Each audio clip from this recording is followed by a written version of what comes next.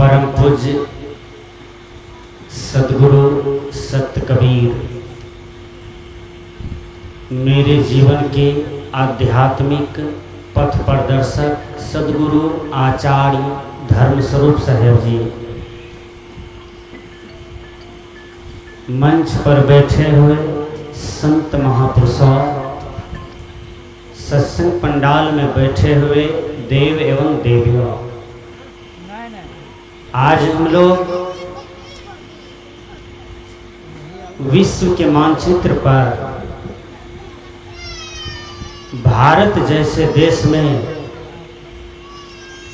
बिहार जैसे राज्य में, अररिया जैसे जिला में और नरपतगंज प्रखंड डुमरिया जैसे गांव में परम पूज्य स्वरूपलिंग सद्गुरु आचार्य धर्मस्वरूप साहेब जी का श्रद्धांजलि मना रहे हैं। विभिन्न महापुरुष यहाँ पर उपस्थित हैं और अंत में मेरा विचार इस क्षेत्र के महंत श्रद्धेय संत श्री लक्ष्मी साहब ने घोषित किया और विश्व के मानचित्र में विश्व के महापुरुषों में सद्गुरु आचार्य धर्मस्वरूप साहब क्या है, यही मेरा विषय होगा। विश्व के महापुरुषों में सद्गुरु आचार्य धर्मस्वरूप साहब जी अध्यात्म मर्मज्ञ परम पूज्य सद्गुरु धर्मस्वरूप साहब जी कबीर विचार के प्रचार प्रसार करते थे और जन जन में करते थे। सद्गुरु आचार्य धर्मस्वरूप साहब जी का जन्म 1939 ईस्वी में हुआ था और तिलक रामपुर जैसे बस्ती है, पूर्णिया जिला बनमनखी प्रखंड, जो जीवछपुर का पड़ोसी है, मेरे आश्रम का पड़ोसी है। तिलक रामपुर जहां पर परम पूज्य सद्गुरुदेव जी का जन्म स्थल है, वहां पर एक बहुत बड़ा पुला है, अभी बना है, वर्तमान बिहार सरकार की लागत से और केंद्र सरकार की लागत से। जिस समय पूज्य गुरुदेव जी का जन्म हुआ था उस समय पुला भी नहीं था, चचरी का पुला था और पूज्य गुरुदेव जी उस चचरी पर खेलते थे बच्चों के साथ। पूज्य गुरुदेव जी का बचपन का नाम था धर्मा। ठीक से सुनिए, समझ में आएगा। पूज्य गुरुदेव जी का बचपन का नाम था धर्मा। क्या नाम था? धर्मा। लोग गांव में कहते थे धर्मा धर्मा धर्मा। आपके गांव में भी धर्मा नाम का लोग होगा, तो धर्मा धर्मा कहते थे। पूज्य गुरुदेव जी के बारे में ऐसा इतिहास है कि पूज्य गुरुदेव जी का जो माताजी और पिताजी, माताजी श्रीमती स्वरूपलीन स्वर्गीय भागेश्वरी देवी और परम पूज्य सद्गुरुदेव जी का पिताजी का नाम श्री बानेश्वर दास जी, ये दोनों के संजोग से 3 रत्न पैदा हुआ। यानी परम पूज्य सद्गुरुदेव जी 3 भाई हैं। बड़े भाई का नाम स्वर्गीय श्री रामजी बाबू और मझले भाई का नाम लक्ष्मी बाबू, जो वर्तमान में अभी जीवित हैं, लक्ष्मी बाबू, और वो बिहार पुलिस में नौकरी करते हैं, अभी रिटायर हो गए हैं और वो परम पूज्य सद्गुरुदेव जी से बड़े हैं उम्र में, अभी जीवित हैं।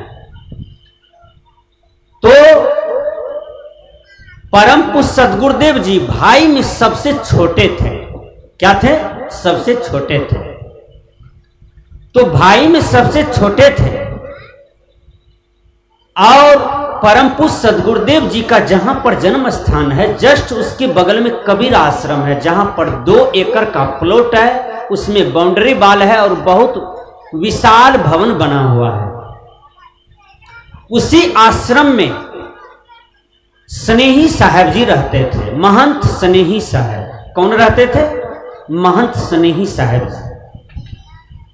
स्नेही साहब के चरणों में परम पूज्य सदगुरुदेव जी के पिताजी श्री बानेश्वर साहब जी, परम पूज्य सदगुरुदेव यानी धर्मा नाम का जो मानव थे, जिसको आज सदगुरु आचार्य धर्मस्वरूप साहब जी कहा जाता है, उनको चढ़ा दिए चरणों में कि बाबा इनको आप अपना चेला बना लीजिए, इनको आप अपना शिष्य बना लीजिए। तो 5 वर्ष के अवस्था में श्री स्नेही साहब जी के चरणों में चढ़ा दिया और 1-2 साल मात्र धर्मस्वरूप साहब जी स्नेही साहब का सेवा किए और उनसे बहुत स्नेह हो गया। बहुत गदगद हो गए स्नेही साहब कि ये बच्चा बड़ा तेजस्वी बुझाता है, बहुत ओजस्वी बुझाता है, इसमें बहुत बड़ा तेज बुझाता है, लगता है कि शायद द्वितीय कबीर तो नहीं है। स्नेही साहब से ऐसा क्वेश्चन करते थे परम पूज्य सदगुरुदेव जी बचपन में कि स्नेही साहब मूर्छित हो जाते थे और उसको लगता था कि ये कोई दिव्य रतन है मेरे आगे। तो स्नेही साहब बीमार पड़ जाते हैं। उस समय भी परम पूज्य सदगुरुदेव जी मात्र 7 साल की उम्र में थे और सेवा करते थे। तो सेवा के क्रम में स्नेही नसीब साहब 2 दिन पहले ही उसी आश्रम में एक महात्मा रहते थे, उसका नाम था नसीब साहब। क्या नाम था? नसीब साहब। जैसे हम लोग जीवन ज्योति केंद्र पूर्णिया में लगभग मैं 12 साल के उम्र में गया, वहीं से मैंने BA फाइनल किया पूर्णिया आश्रम से और पूज्य गुरुदेव जी हमको पढ़ाए बचपन से, समुच्चा देश विदेश हमको घुमाए। तो हमारे गुरु भाई जैसे शंकर ब्रह्मचारी, सुबोध साहब जी, जितेंद्र साहब जी, पथिक साहब जी, भूप साहब जी, चंदन साहब जी, महेंद्र साहब जी, ये सब हम लोग जीवन ज्योति केंद्र के माने जाते हैं। अभी मेरा घर जीवजपुर है, लेकिन दुनिया जानती है कि ये पूर्णिया का साहब है, धर्मस्वरूप साहब के शिष्य हैं। तो उसी प्रकार उस आश्रम में नसीब साहब जी रहते थे। स्नेही साहब बोलते हैं कि मैं तो दुनिया छोड़ के जा रहा हूं, लेकिन इनको तुम बैराग का वेश दे देना, इसको तुम साधु का वेश दे देना। किनको? सदगुरु आचार्य धर्मस्वरूप साहब जी को।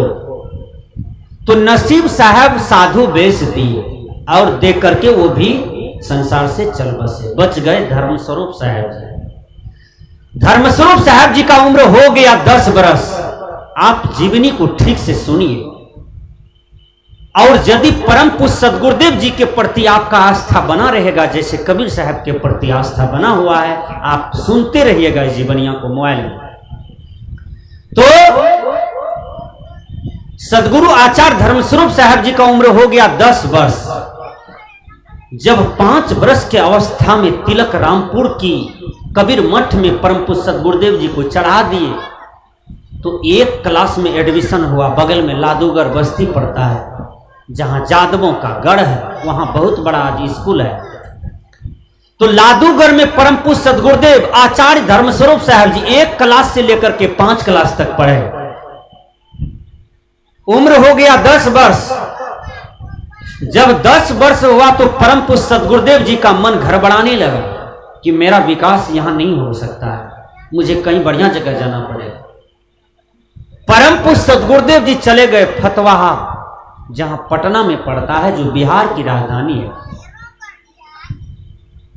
आप लोग अपने बच्चा को पूछते हैं बेटा बिहार की राजधानी कहां है, तो वो कहते हैं पटना। जो पटना बहुत बड़ा शहर है, उसी में एक अंग है फतवाहा। फतवाहा आश्रम में आज करोड़ों करोड़ों रुपया का मकान बना हुआ है और कितने महंत आए चले गए। परम पूज्य सदगुरुदेव जी फतवाहा आश्रम चले जाते हैं। वहां के महंत बहुत शासन में चलते थे और परम पूज्य सदगुरुदेव जी को शासन तो मिला, मठ धनी था, कोई चीज की कमी नहीं थी। 6 क्लास में एडमिशन परम पूज्य सदगुरुदेव जी का फतवा में हो गया और परम पूज्य सदगुरुदेव जी पढ़ने लगे। ठीक से समझिए, पढ़ने में भी सबसे इंटेलिजेंट, सबसे तेज, हर चीज में तेज परम पूज्य सदगुरुदेव जी। और महंत साहब को बहुत बढ़िया से सेवा करते थे, उनके दिल को जीत लिए। परम पूज्य सदगुरुदेव जी जहां पर जन्म लिए थे वह घर गरीबी से जूझ रहे थे। सुनते हैं कि मरवा का रोटी, कौनी का रोटी, खेड़ी मेड़ी होता था, उसका भात बना करके खाने वाले, बोरनी बेच करके खाने वाले उनके परिवार में। और किसी तरह से पूज्य गुरुदेव जी के जीवन को पाले थे उनके माता पिता। परम पूज्य सदगुरुदेव जी बताते थे हम लोगों को, पूर्णिया में कभी काल डांटते थे, हम लोग को जो सुख न था, 3 मंजिल पर रहते थे। अब परम पूज्य सदगुरुदेव जी 30-40 आदमी का भोजन अकेले बनाते थे आश्रम में, फतवा में। अकेले बड़ा बड़ा हंडी लोहिया मांसते थे और बना करके खिला देते थे। सबके दिल को जीत करके परम पूज्य सदगुरुदेव जी मैट्रिक किए, इंटर किए, ग्रेजुएशन किए और करते करते संस्कृत और हिंदी से PhD कर लिए। आज सदगुरु कबीर विज्ञान जगत में उतने बड़े विद्वान अभी तक नहीं जन्म लिए हैं, न नेपाल में न हिंदुस्तान। विचार कीजिएगा, कबीर विचार। संस्कृत के विद्वान हो गए और हिंदी के विद्वान हो गए। मैं तो इतना ही देखा हूं, बिहार के तदवा में, चंपारण में, वहां पर कबीर साहब के बहुत बड़ा मंच था और उस मंच में काशी का महंत इतना लंबा चौड़ा भाषण दिया जहां की सदगुरु अभिलाष साहब, ज्ञान साहब, सजीवन साहब सब फेल हो गए। और सदगुरु आचार्य धर्मस्वरूप साहब जी जब आए मंच पर, जब वो अपना प्रवचन देने लगे तो कहां गए काशी का महंत, उठ भाग खड़े हो गए, घोड़े आसन लेकर के भाग गए और कहा, धर्मस्वरूप साहब जी बोले कि इस महंत को मैं ले जाता हूं पूर्णिया में, 6 महीना व्याकरण हिंदी संस्कृत पढ़ा करके भेजूंगा और तब आप लोग इसको बैठने दीजिएगा मंच पर। बोलिए सदगुरुदेव की जय। पूरा पंडाल ताली गूंज गया। विचार कीजिए, मैंने तो इतना बड़ा बड़ा मंच पर पूज्य गुरुदेव जी को देखा जहां पर केवल धर्मस्वरूप साहब की जय, धर्मस्वरूप साहब की जय, जय जयकारा होते गया समूचा देश में। क्योंकि परम पूज्य सदगुरुदेव जी एक अच्छे संत थे और एक शिक्षित संत थे। उन्होंने बढ़िया से विद्या का अध्ययन किया, विद्या की महत्व को दिया, इसलिए परम पूज्य सदगुरुदेव जी बहुत आगे बढ़े। आइए, तिलक रामपुर जब आप चलते हैं तो परम पूज्य सदगुरुदेव जी का अभी कोई नहीं बचा है, मात्र एक भाई बचे हैं। माता भागेश्वरी देवी जी का एक फूल केवल अभी खिल रहा है, उसका नाम है लक्ष्मी बाबू और वही ठो जीवित हैं। बहन भी मर गई सब और भाई में सब चले गए, केवल एक लक्ष्मी बाबू जीवित हैं। विचार कीजिएगा। तो मैंने कहा विश्व के मानचित्र में बहुतों महापुरुष हुए, लेकिन परम पूज्य सदगुरुदेव आचार्य श्री धर्मस्वरूप साहब जी के आज डुमरिया जैसे पावन धरती पर श्रद्धांजलि मना रहे हैं। श्रद्धांजलि सभी का नहीं मनाया जाता है। कबीर साहब ने कहा, कबीर साहब ने कहा, संतो जीवत ही कीजिए आशा। यह शब्द में बहुत बड़ा जान है। जो जीते जी अपने को कल्याण कर लेता है, उद्धार कर लेता है, जो जीते जी अपने मोक्ष मुक्ति का चयन कर लेता है, वह संसार में सबल हो जाता है, वह संसार में पूज्य हो जाता है, वह संसार में सामर्थ्यवान हो जाता है, वही संसार में इंसान से भगवान हो जाता है। इसलिए संतो जीवत की जो आशा। पंडित ने कहा संतो मरत कीजिए आशा। ये पंडितवाद की बात है। पंडित ने कहा मरोगे तो नरक मिलेगा, पंडित ने कहा मरोगे तो स्वर्ग मिलेगा। लेकिन मर जो गए हैं, किसी का आज तक कोई संदेश आया है? आपके परिवार में भी बहुत मरे हैं, कोई बच्चा मरा होगा, कोई जवान मरा होगा, कोई बूढ़ा बूढ़ी मरे होंगे। किसी ने आज तक संदेश भेजा है कि मैं यहां पर हूं, दूध भात खाता हूं, रसगुल्ला चमचम खाता हूं, कोई दिक्कत नहीं है, कोई कष्ट नहीं है? जहां चिट्ठी न संदेश वह कौन सा देश, जहां तुम चले गए, जहां तुम चले गए। वहां पर परम पूज्य सद्गुरुदेव जी चले गए, पुनः कभी दर्शन नहीं होगा। लेकिन परम पूज्य सद्गुरुदेव जी की जीवनी को देखिए आप। परम पूज्य सद्गुरुदेव जी जब 2 विषय से पीएचडी किए तब परम पूज्य सद्गुरुदेव जी को नौकरी हो जाता है। हमारे कपिल बाबू मास्टर साहब और जब मैं पहले डुमरिया में आता था तो मैं 25 साल से लगभग आपके गांव में आ रहा हूं। उस समय मैं बहुत बच्चा था, केवल मैं सहजलाल साहब को जानता था और उसके बाद मैं किसी को जाना। सबसे पहले मैं सहजलाल साहब के यहाँ आया था, विचार कीजिएगा, और वहां 7-8 रोज रहे थे। उसके बाद हम कहीं पर गए, उसके बाद और संत मिले। तो सदगुरु आचार्य धर्मस्वरूप साहब जी प्रोफेसर बन जाते हैं संस्कृत विषय का। कहां? तो जस्ट मस्ट फतवाहा आश्रम के बगल में बहुत बड़ा महाविद्यालय है, उसी कॉलेज के प्रोफेसर हो गए और लगभग 15 साल 20 साल प्रोफेसरी का नौकरी करते हैं। परम पूज्य सद्गुरुदेव देखे कि मेरा कबीर विचार का प्रचार प्रसार लोगों में ज्यादा मांग है, मेरा ज्यादा मांग है, तो मैं सरकार का नाजायज पैसा नहीं लूंगा, क्योंकि ये धर्म स्वरूप एक ईमानदार साधु समाज में पला हुआ व्यक्ति नाजायज पैसा सरकार से नहीं ले सकता। उसके बाद परम पूज्य सद्गुरुदेव जी जिस दिन त्याग पत्र देने गए थे, मैं पूर्णिया में था और हम मिथिलेश ब्रह्मचारी एक प्रकाश स्वरूप था जो कटाहा का है, अलीगंज तरफ का है, चंपानगर के बगल में। ये तीनों गए थे पूज्य गुरुदेव जी के साथ में। उसी दिन पूज्य गुरुदेव जी प्रोफेसरी नौकरी का त्याग कर दिए। बोलिए सद्गुरुदेव की जय। और उस समय 56,000 रुपया मंथली मिलता था, उस समय त्याग दिए। अब तो 1.5 लाख 2.5 लाख मिलता कम से कम। अब तक में विचार कीजिएगा, जिस समय 56,000 दे रहा था आज 15-20 साल पहले, उस समय परम पूज्य सद्गुरुदेव जी त्याग पत्र दे रहे। अब हम चलते हैं आपको लेकर के। परम पूज्य सद्गुरुदेव जी उसी क्रम में आ जाते हैं, घूमते घूमते घूमते मानसिकता में लिया कि मुझे आश्रम बनाना है। लेकिन पूर्णिया जिला में के नगर प्रखंड में डंगराहा आश्रम है, जहां पर 1000 बीघा जमीन कबीर आश्रम में अभी भी है। 1000 बीघा, 1000 बीघा को लोग दाबते दाबते अवला दिया है 250 बीघा पर, मतलब 750 बीघा लोगों ने दाब लिया। 250 बीघा भी वर्तमान में है। वहां के महंत संत श्री जय स्वरूप साहब जी हैं, अभी जय स्वरूप साहब के अंदर में है वो मठ। विचार कीजिएगा।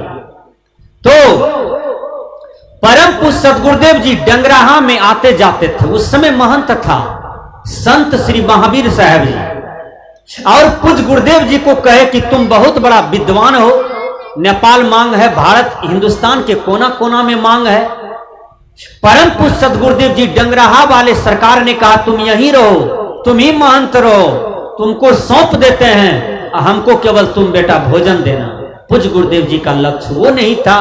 पूज्य गुरुदेव जी का वो लक्ष्य था कि हमको अलग से आश्रम बनाना है और हम स्वतंत्र आश्रम बनाएंगे।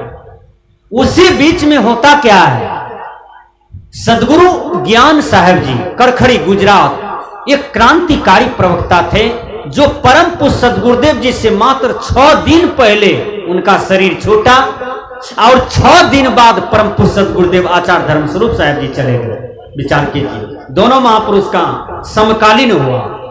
और सदगुरु अभिलाष साहब जी आप जानते हैं कि 4 बरस पहले चले गए। सदगुरु अभिलाष साहब, ज्ञान साहब और सदगुरु आचार्य धर्मस्वरूप साहब जी, ये 3 रतन कबीर पंथ में हुए और तीनों मिलकर के पूरे देश में कबीर साहब की झंडा को लहराते चले गए, कबीर साहब के विचारों को प्रचार प्रसार करते चले गए, तीनों मिल करके। और उस समय मेरा तो जन्म भी नहीं होगा, लेकिन पुराने लोग बोलते हैं कि डुमरिया में भी सदगुरु अभिलाष साहब जी आए थे, और ये कोई पुराने महंत है जो आए थे, कुछ पल रहे थे और चले गए थे। और उस साथ में सदगुरु धर्मस्वरूप साहब भी थे, ज्ञान साहब भी थे, जो पुराने मठ था बिहार में, जहां पर सदगुरु अभिलाष साहब जी पैदल, धर्मस्वरूप साहब जी पैदल, ज्ञान साहब जी पैदल जा करके लोगों को जगाए। वही क्रांति आज आपको श्रद्धांजलि की राह पर लाया है। बोलिए सदगुरु देव की जय। तो ये तीनों रतन चले, विचार कीजिएगा। आपको हताश नहीं होना है, निराश नहीं होना है कि अब कौन संभालेगा। जब आपके देश में लाल बहादुर शास्त्री जैसे प्रधानमंत्री आए, तो लाल बहादुर शास्त्री अमेरिका से लौट रहे थे, बीच में हार्ट अटैक हो गया। सुन लीजिए, समूचा भारतीय लोगों के आंख में आंसू गिर रहा था कि अब लाल बहादुर जैसा रतन है ही नहीं फील्ड में। लेकिन विचार कीजिए, ऐसे दिग्गज आए कि आज आपका देश विकसित के राह पर जा रहा है। दिग्गजों की कमी नहीं है आपके देश में, प्रकृति एक न एक धरोहर को दे ही जाता है। आइए आपके क्षेत्र में, जैसे हमारे बगल में बैठे हुए हैं श्रद्धेय संत श्री लक्ष्मी साहब जी, ये एक पारिवारिक आश्रम में रहते हैं, स्त्री बच्चों के साथ रहते हैं, लेकिन किसी साधु से कम नहीं है। बोलिए सदगुरु देव की जय। यदि ऐसे महापुरुषों के विचारों को आप सुनते रहें, तो आपके पास क्या चाहिए? कल्याण का एक साधन न चाहिए, अच्छे विचारों का एक श्रवण शक्ति न चाहिए। किसी महापुरुषों से मिल जाए। बगल में सहजलाल साहब जी हैं, बहुत सुंदर गाए, अभी बहुत सुंदर प्रस्तुति इनका हुआ है। विचार कीजिए, ऐसे लोग यदि आपको एक भजन सुना दे और कबीर विचार का भजन आपके दिमाग में गूंज जाए, वही तो कल्याणकारी बात है, वही तो कल्याण की मार्ग है। ऐसा ही होना चाहिए। अब कभी काल ख्याल पड़ जाए कि अच्छा कार्यक्रम है, उसमें रणवीर साहब को बुला लें, उमा साहब को बुला लें, जयस्वरूप साहब को बुला लें, जितेंद्र साहब को बुला लें, धर्मेंद्र साहब को इलाहाबाद से बुला लें, असंग साहब को बुला लें, तो आपके भारत देश में संतों की कमी नहीं है। यह प्रकृति मंडल कभी उदास नहीं रहा है, एक न एक रतन अपने पनप जाता है। बोलिए श्री सदगुरु देव की जय। मैंने कहा सदगुरु आचार्य